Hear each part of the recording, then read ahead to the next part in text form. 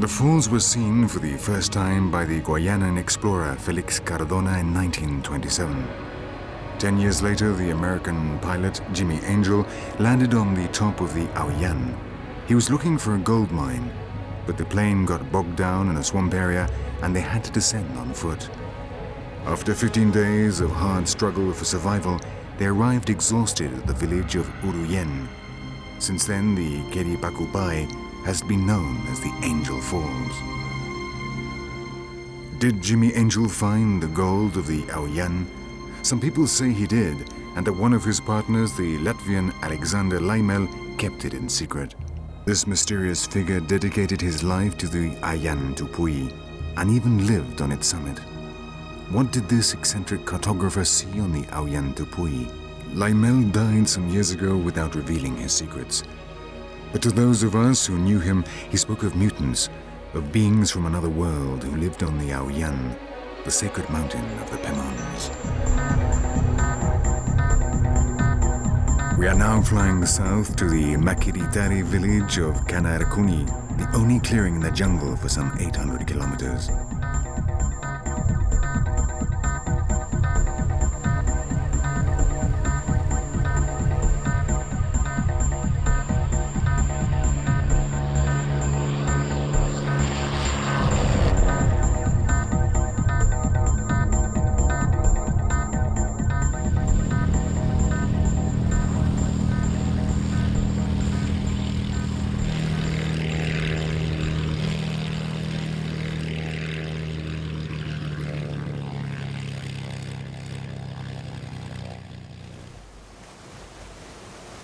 An hour by canoe along the river Kanarakuni, we had our first encounter with the Sanema, a nomad group which had split off from the Yanomamis, the fierce people as they were unjustly named by the North American anthropologist Napoleon Jagnon.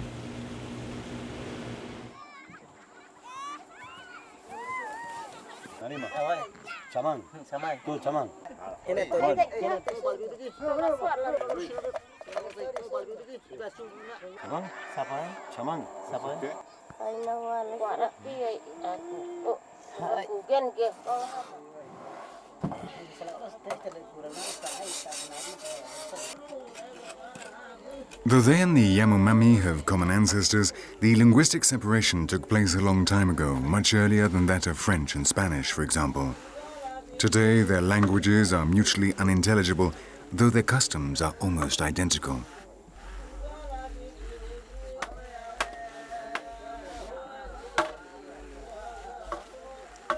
The Sanema abandon their villages when hunting becomes scarce.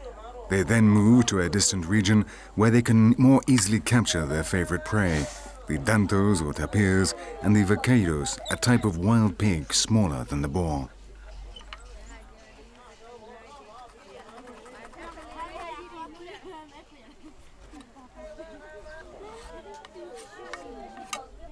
The houses are large and open plan.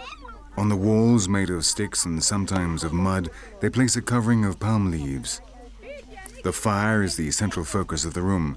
One side is used as a store for the food and the few utensils they own. In the rest of the space, they hang their hammocks in which they rest and sleep.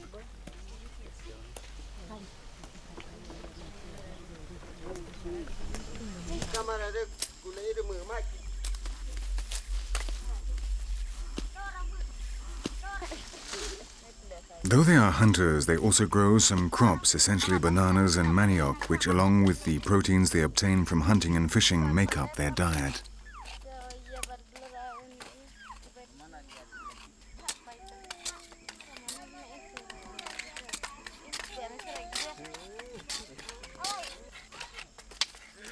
The croplands belong to the community. The women are in charge of growing and harvesting the crops. The manioc is a bush of the euphorbia family between 1 and 2 meters high, which develops very large roots in the form of fleshy tubers. They are very nutritious due to the quantity of starch they contain.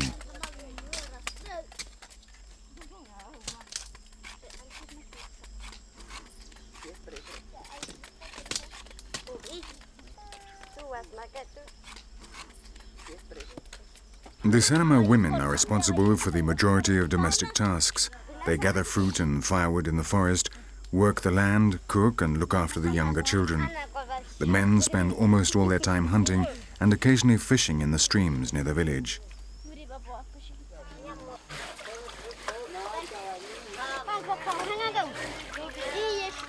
Once they have been dug up, the manioc roots are washed and grated using these graters with thin metal points.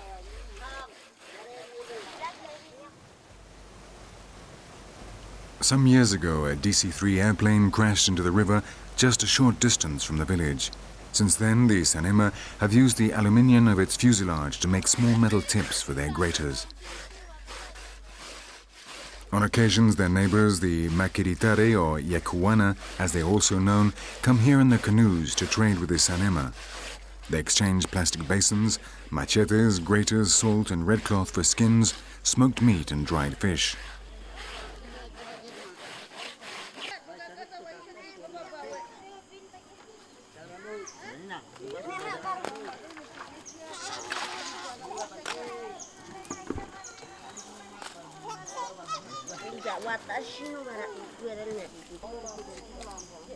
The tapioca, which is the product of grating the manioc, is placed in the seucan, a flexible basket which serves to squeeze out the liquid. Making the seucans, also called tinkis, is a job reserved exclusively for the old men, who meticulously carry out their work because they have the gift of patience.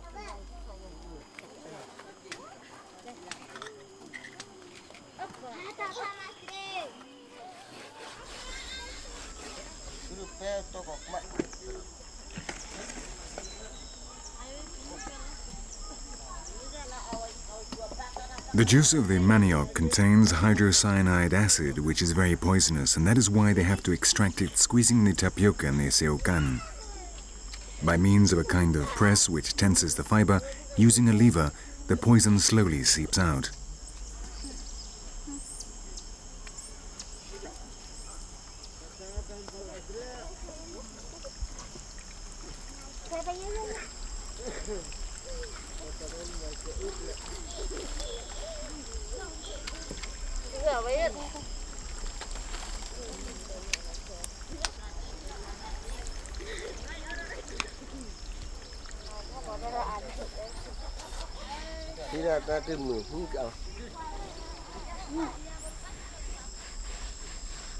They're addicted to tobacco.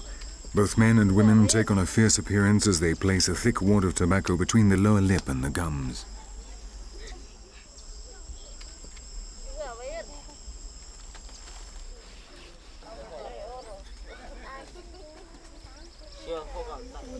More than the need to chew tobacco, this habit gives them the mineral salts that complement their diet. They dampen the tobacco leaves and smear them with ashes. Little by little, they shape this mixture until they obtain a solid ball, which they place in their mouths.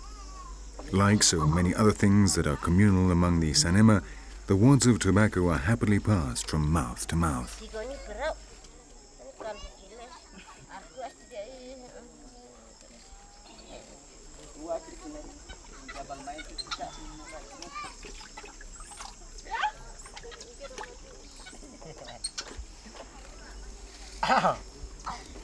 Such is the lack of salt in their diet that sometimes, especially the pregnant women, become geophagists. That is, they eat soil.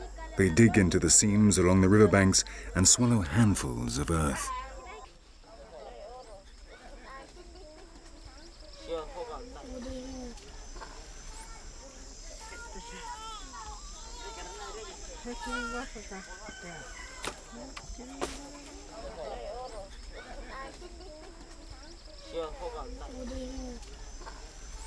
When the press has extracted all the poisonous juice, the tapioca is ready to make the cassava, the bread of the jungle.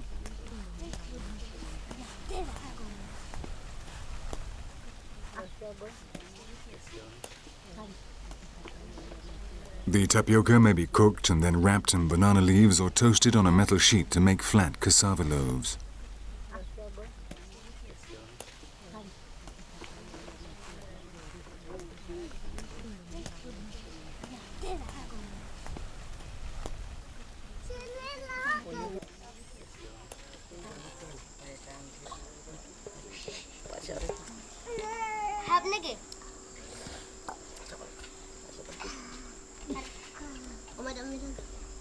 These men of the forest have the custom of decorating their bodies and faces before undertaking any action. Above all, they use red from the seed of the onoto and black which they obtain from burnt wood from a fire. Each Sanama has a specific design which protects him. They generally represent totemic animals seen under the effects of the sakona or yopo, a powerful hallucinogenic substance they inhale through the nose.